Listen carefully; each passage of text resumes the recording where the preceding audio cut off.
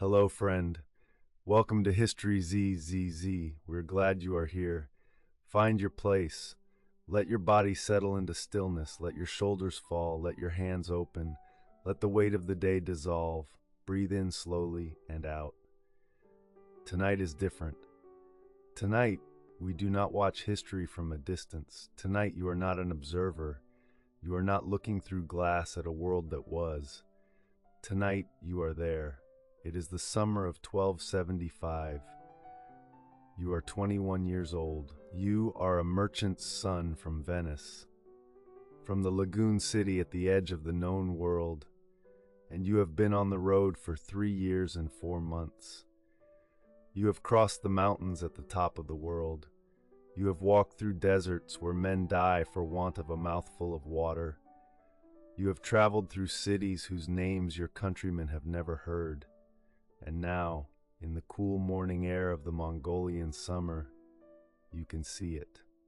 On the horizon, white against the green of the steppe, rising from the grasslands like something from a dream that has decided to be real.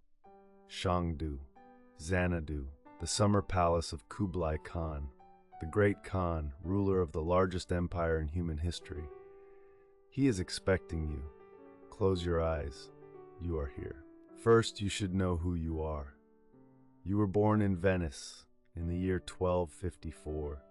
Venice, a city built on water, balanced on wooden pilings driven into the mud of a lagoon at the far northeastern edge of the Italian peninsula. You grew up in a world of salt and tides, of merchant ships rocking gently at their moorings, of the smell of the sea always present, always just beneath everything else, beneath the spice market, beneath the bread ovens, beneath the incense of the Basilica of St. Mark. Your father, Niccolo, was a merchant. Your uncle Maffeo, also a merchant. They were the kind of men who traveled for years and came back with money and stories, and sometimes both at once. When you were 6, they left for the East. They were gone for 9 years. When they returned, you were 15. They came back not just with trade goods, but with something stranger. A message. A letter from the great Khan himself. Kublai Khan. Grandson of Genghis Khan, ruler of China and Mongolia and Persia and half of Russia, wanted Christian scholars sent to his court. He had heard of Rome. He was curious. Your father and uncle were going back. They were taking you. You were 17 years old. You said yes immediately. Of course you said yes. The road east from Venice went first to Acre in the Holy Land, the fraying edge of the Crusader world. Pope Gregory X gave you his letters. He could not spare the 100 scholars the Khan had requested. He sent 2 friars who turned back within a month, frightened by the first whisper of war in the mountains ahead. He gave you holy oil from the lamp of the Church of the Holy Sepulchre in Jerusalem, which the Khan had requested. You carried it across 3,000 miles. The first year took you through Persia, through cities that were still rebuilding from the Mongol conquest a generation before. Cities of mud brick and blue-tiled mosque domes, of bazaars that sold silk and copper and dried rose petals. The smell of Persia was rose and dust and fire. At Hormuz, on the Persian Gulf, a flat port city blazing with heat, you turned inland rather than risk the sea route. A ship in the harbor looked unfit to survive a crossing. Your father, who was a careful man, looked at the hull, looked at the sea, and turned inland. It was the right decision. You went into the mountains instead. The mountains of Persia rose before you. The road narrowed, the cities fell behind. You moved east, as you had been moving for months, as you would continue moving for another 2 years, toward a man you had never met, who had asked for you. Breathe slowly. Let your body be heavy. The Hindu Kush rose before you like a wall of the world. You were in the province of Badakhshan, in the mountains of what would one day be called Afghanistan, and you stopped there for nearly a year. The high-altitude sickness that takes travelers who push too hard into thin, cold air above 4,000 meters had found you. The locals told you, go higher to recover. It seemed counterintuitive. But the mountain air above the valley floor, clear and sharp and cold, did something to your lungs that the lower elevations could not. You recovered. The horses you bought in Badakhshan were the finest you had ever seen. Small, muscular, bred for altitude and distance. Then the Pamirs, the roof of the world. The Pamirs are a plateau, not a single mountain, and what they offer is not the drama of peaks and valleys, but something quieter and more absolute.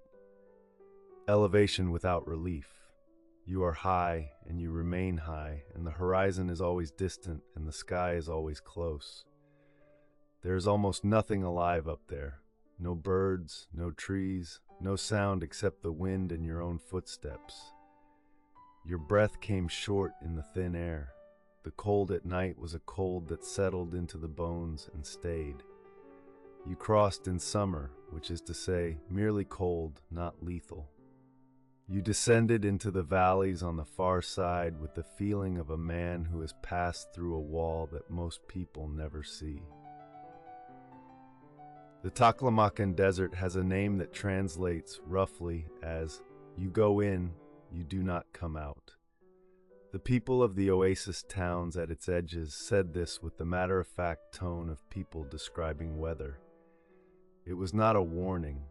It was simply a fact about the land. The Taklamakan is not hot like the Persian deserts. It is vast. It is a basin of sand and wind between mountain ranges, and the wind moves the dunes so that the landscape is never the same from week to week. You did not go through the center. No one went through the center.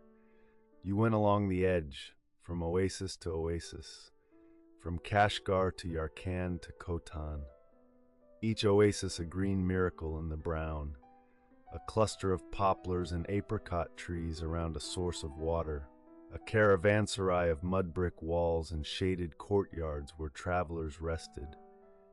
In the caravanserai you slept on rope beds under wool blankets and listened to the sounds of the desert night. The desert sounds like nothing. Almost. Occasional wind, occasional animal.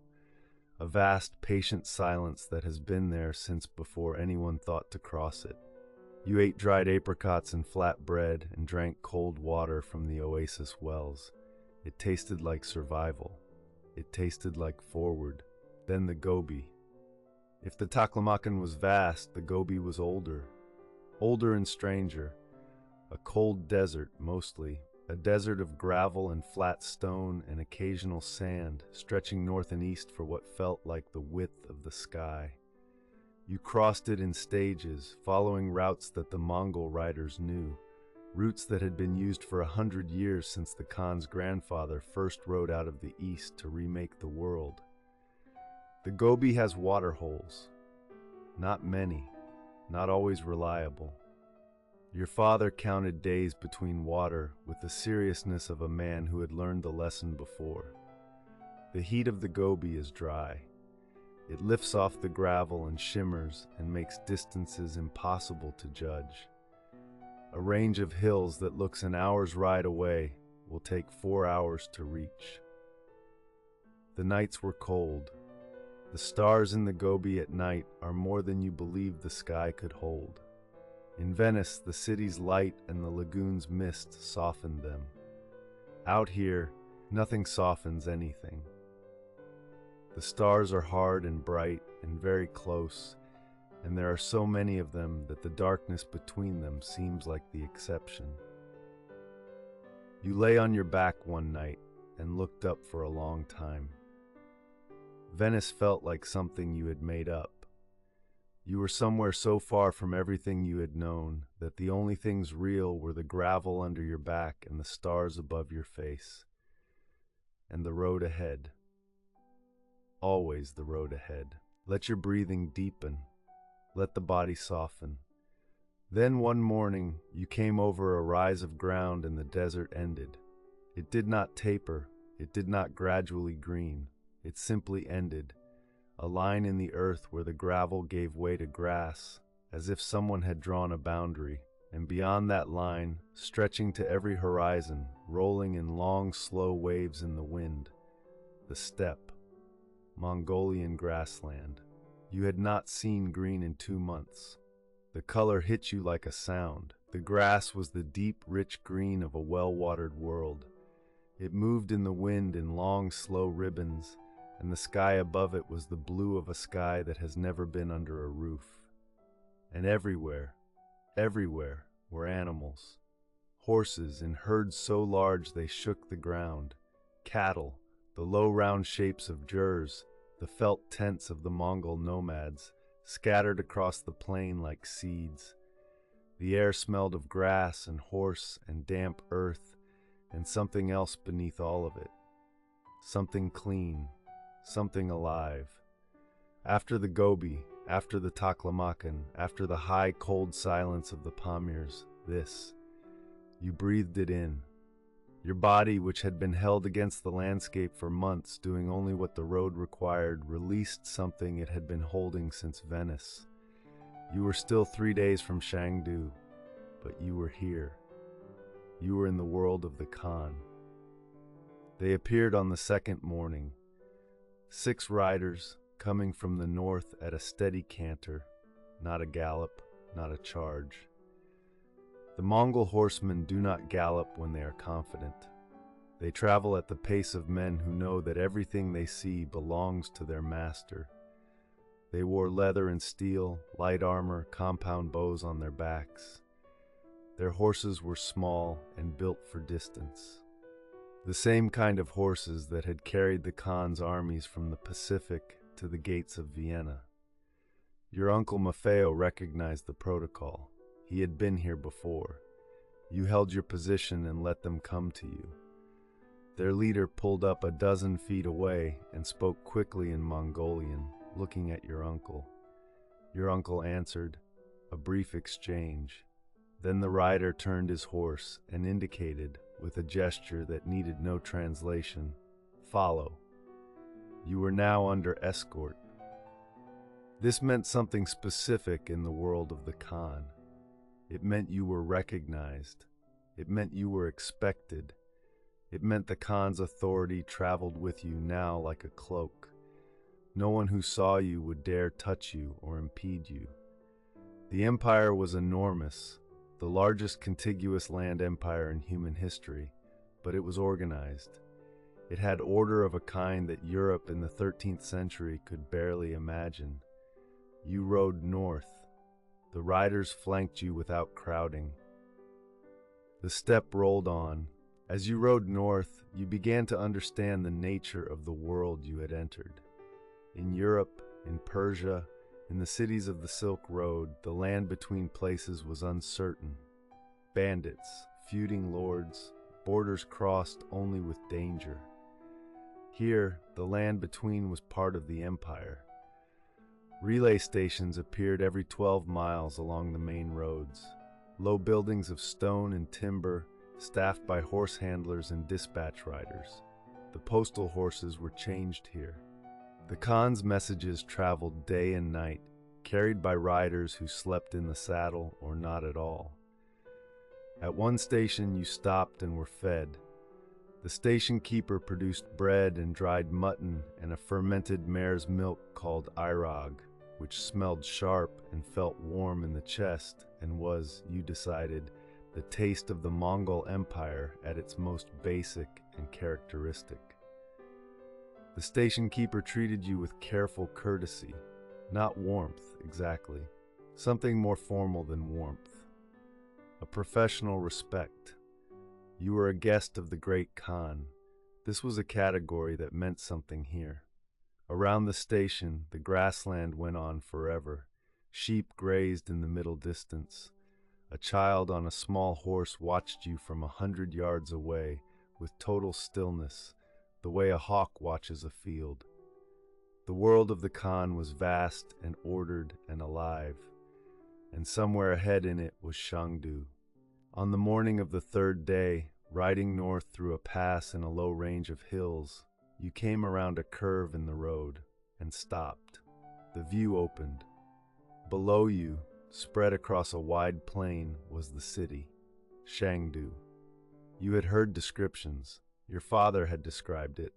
The Mongol riders had spoken of it through the interpreters. None of it had prepared you for the scale. The outer walls were white or whitewashed, catching the morning light with a brightness that made you shield your eyes. They ran for what must have been miles, a great square perimeter enclosing the city and the palace complex at its heart. Beyond the walls, rising above them, the curve of roof lines in blue glazed tile that caught the sun and threw it back. The high pole of a watchtower, the glint of gold near the center. And around the walls, outside them, more settlement. Markets, camps, the tents of those who had come from the steppe to trade and petition. The city spilled beyond its own boundaries. Green standards flew from the walls. You could hear something, too far to name, but not the wind and not the horses, the sound of the city breathing. The rider beside you said something. The interpreter translated, "The great Khan's summer house." He said it the way you might say, "The sun is up." You looked at it for a long moment, then urged your horse forward. The road to the outer gates was wide enough for 8 horses abreast. On either side stood stone markers carved with the Khan's seal, and between the markers, occasional guards at rest in the shade of small shelters. They did not stop you. They noted your passage with the incurious attention of men who have seen many travelers on this road. As you rode closer, the city grew. The sense of scale kept adjusting. What had looked like a wall was revealed to be a series of walls, one inside another, each one higher than the last. What had looked like a handful of roof lines was revealed to be a neighborhood of hundreds of buildings, then another neighborhood, then another. The smell changed as you approached. The clean grass and horse smell of the open steppe gave way to something more complex. Wood smoke and cooking oil and the particular warm smell of a large population living closely together. Bread baking, meat on a fire, something floral, possibly from dye works, something sharper beneath, the hot smell of forge work, the city's industry, and noise. The noise built gradually, like a wave approaching, the murmur of many voices, the percussion of hammers, the cry of vendors, the creak of cartwheels on packed earth. You had been surrounded by silence for months. This was the sound of civilization.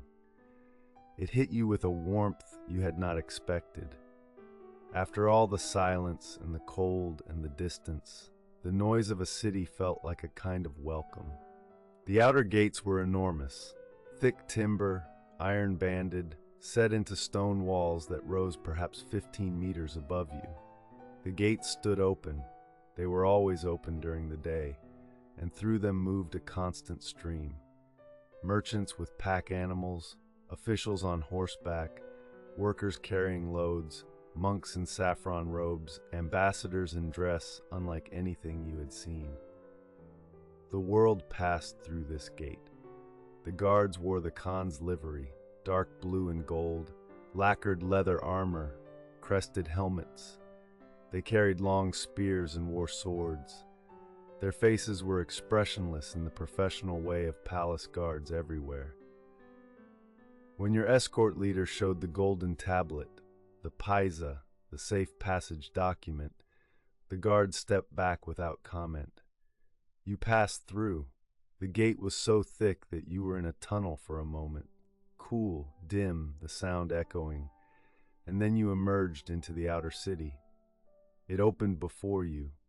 Streets paved with stone, wide and swept clean. Buildings of 2 and 3 stories, their facades painted or tiled, their signage in the square block script of Mongolian, and the fluid brushstrokes of Chinese. People looked at you. You were unmistakably foreign. Your Venetian face, your European clothes, the way you sat your horse.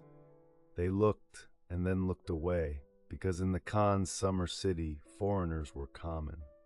You were not the strangest thing they had seen this week. This too was a kind of welcome. Let your breathing slow. You are almost there. You moved through the outer city toward the inner walls. The streets were organized. The Khan's urban planners had arranged the city with deliberateness. The markets in their quarter, the craftsmen in theirs, the religious houses, Buddhist temple, Nestorian Christian church, mosque, each given their place and their dignity. The Khan tolerated all religions. He found them interesting. He had religious advisors from half a dozen traditions in his own court. He had developed the art or the temperament of genuine curiosity about the ways people believed. You passed the Buddhist temple. It was built in the Chinese style.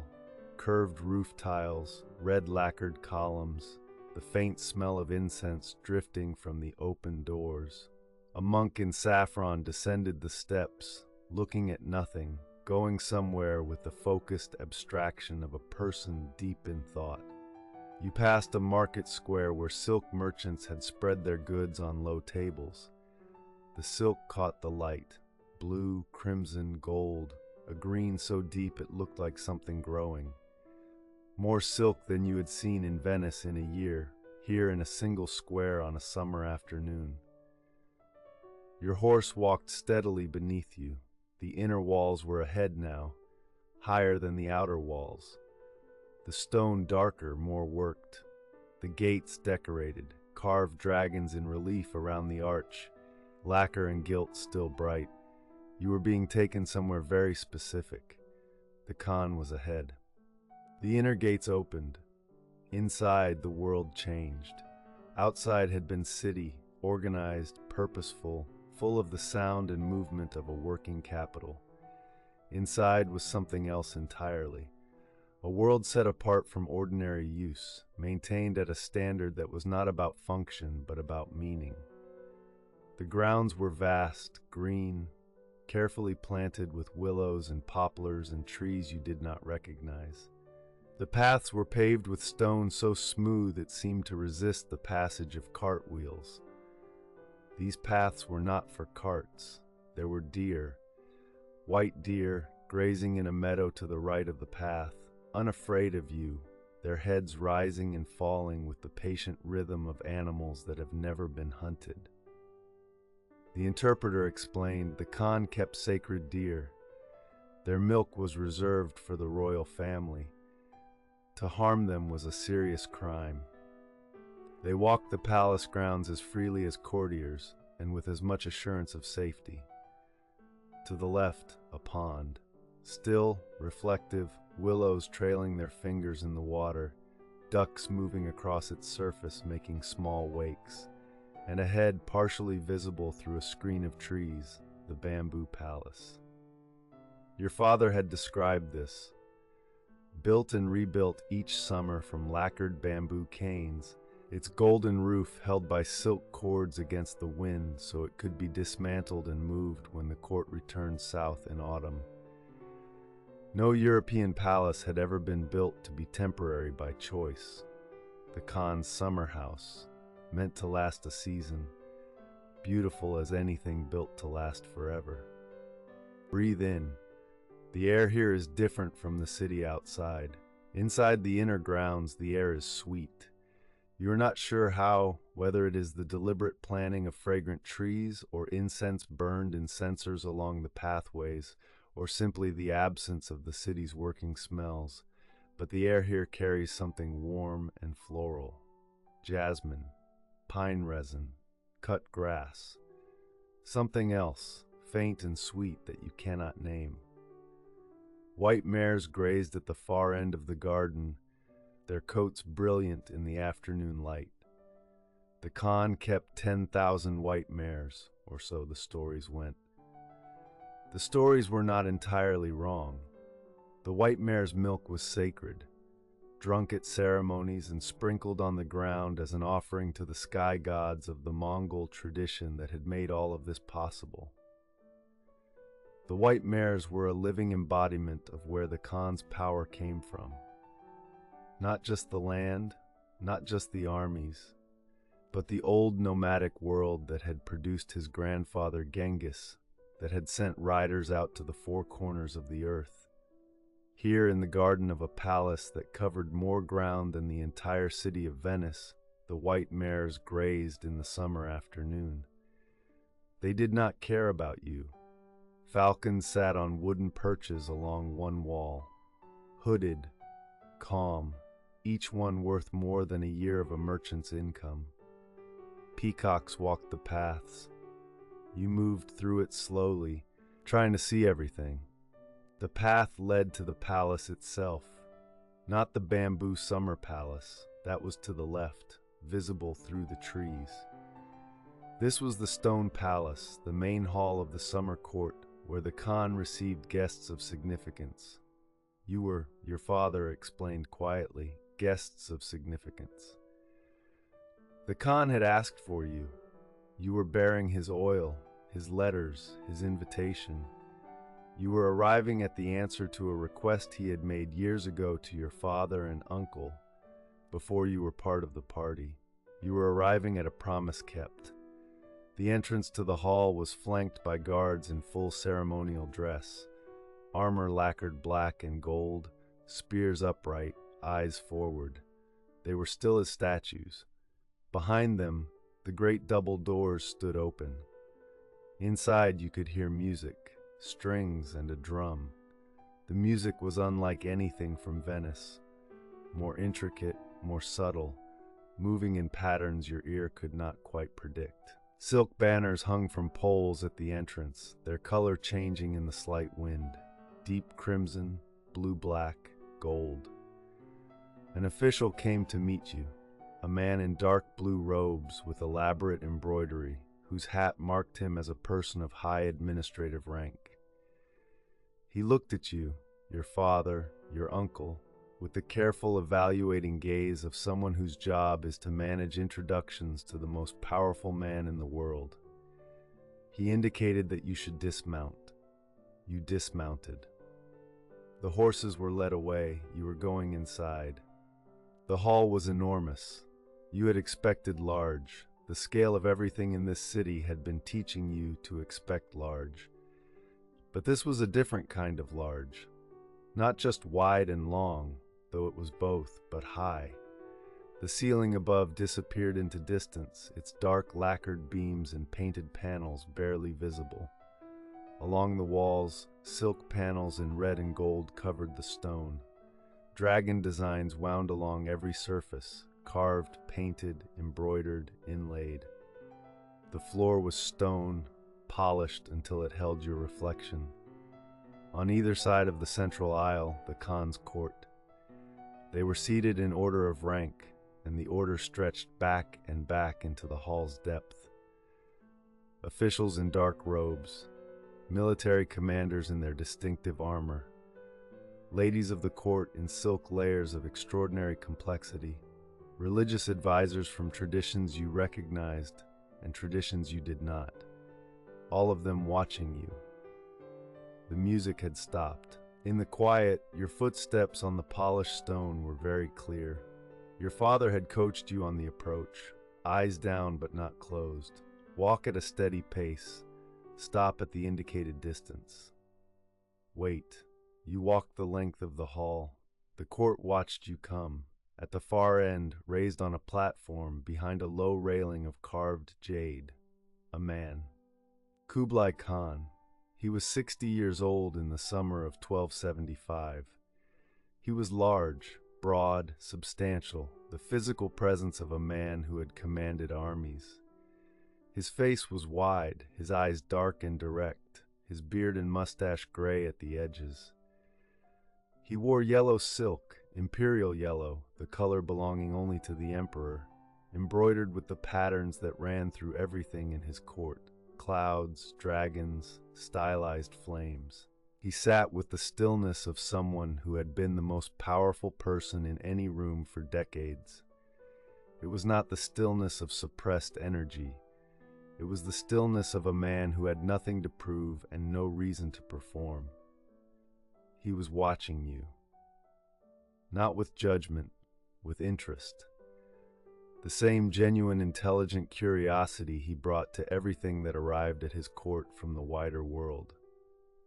The Khan was a man who wanted to know things. He wanted to know about your pope, your church, your city. He wanted to know about the wars in Europe, about the strange arrangements of the Italian city-states. He wanted to know about the oil from the Church of the Holy Sepulchre, which you carried still, carefully wrapped in your pack. He wanted to know about you. His gaze moved from your father to your uncle, and then to you. He looked at you for a moment that was longer than a glance. Then he spoke. The interpreter translated. The Khan's first question was about your health. Had the journey been long? Were you well? Did you require rest before you ate? It was a formal greeting, but the form it took said something. In the court of Kublai Khan, the well-being of guests was a matter of genuine concern. To arrive at the Khan's court was to be under his protection, and the protection of the Khan was not a courtesy. It was a commitment. Your uncle Maffeo answered on behalf of the party. The journey had been long, but the travelers were well. They were grateful beyond words for the invitation. They brought the Khan's requested oil, the papal letters, and he produced the golden tablet. The paisa, the flat gold plate inscribed with the Khan's authority that the Khan had given your father and uncle on their previous visit to guarantee their safe return. The tablet that had traveled back to Venice and then back across the world. The Khan took it. He looked at it for a moment. His face showed something, not quite a smile, not anything that simple, a form of satisfaction perhaps. The satisfaction of a circle completed, a thing sent out and returned. He spoke again. The interpreter translated. He says that you have kept faith with him. Your father bowed. You bowed. The formal greeting was done. You were welcome. That evening, the banquet hall. A room connected to the great hall by a corridor of silk-hung stone. Lower ceilinged, warmer, filled with the smell of the meal already underway. The Khan's table was set on a raised platform at the north end. You and your father and uncle were placed at a position of honor, close enough to the platform to be visible, far enough to understand the hierarchy. The food arrived in waves. Roasted mutton on great platters, the fat still sizzling, dumplings in broth, preparations of fish preserved in salt and spice, vegetables pickled and fresh, bread from a dozen different traditions, flat, leavened, sesame-seeded. The arag, fermented mare's milk in gold cups, passed with ceremony. Wine, too, Chinese wine made from grain rather than grape, with a warmth and sweetness unlike the wines of Venice. Musicians played in the corner, strings and flute and the drum you had heard from outside. The music was continuous, woven through everything, not demanding attention, but supporting the air of the room, the way a foundation supports a building. Acrobats appeared between courses. Two young men moved through impossible arrangements of their own bodies, falling and catching and balancing with the total calm of people for whom the body's limits are simply a problem to be solved. The court watched and applauded in the soft, formal way of people who have seen great things many times. You watched everything. You were storing it all. The banquet ended slowly, the way good things do. People drifted, groups formed and reformed. The music became quieter. The candles burned low and were replaced by attendants who moved through the hall like water. Outside, through the high windows, the sky had gone the deep blue of late evening. You stepped out onto a terrace that looked over the garden. The deer were still there, white shapes in the darkening grass, unhurried and safe. The willows by the pond had gone still. The wind had dropped. The reflection of the emerging stars trembled slightly in the water. Somewhere in the city, a bell was ringing, not urgently. The slow, patient ring of a temple bell marking the hour or the time of prayer, or simply the passage of time itself. The air had cooled. You stood on the terrace of the great Khan's summer palace and breathed in the night air. You thought, Venice is 4 years away. You thought, I am 21 years old. You thought, nothing, for a moment. Just the deer in the garden and the stars on the pond and the bell somewhere in the city. The journey was done, for now. 3 years of road, desert and mountain and frozen plain, and here you stood, alive, intact, fed, welcomed by the most powerful man in the world. Whatever came next was not tonight. Tonight was this. Sleep now. Let Xanadu hold you. An attendant showed you to your chamber, a room in the palace annex, stone-walled and hung with silk in the deep crimson of the Khan's household. A bed low to the floor, covered with layers of wool and silk blankets. A window looking onto a small courtyard where a lamp burned in a stone holder, its flame perfectly still. You sat on the edge of the bed. You had not slept in a real bed in months. The mattress was padded with wool. The silk cover was cool to the touch and then warmed quickly to your skin. The pillow smelled faintly of cedar. Outside, the palace sounds wound down, footsteps in corridors diminishing. The bell in the distance rang its last ring and went quiet. The music stopped. The garden animals settled. One by one, the lights in the courtyard window went out. The night in Xanadu is the sound of bamboo canes moving gently in a light wind, the distant murmur of the city outside the walls, the slow drip of a fountain in a garden you cannot see. You lie down. The silk is cool. The wool is warm. The weight of 3 years of travel settles into the mattress and stays there. You close your eyes. The great Khan's empire surrounds you on every side. You are safe here. You are here. Sleep. History ZZZ.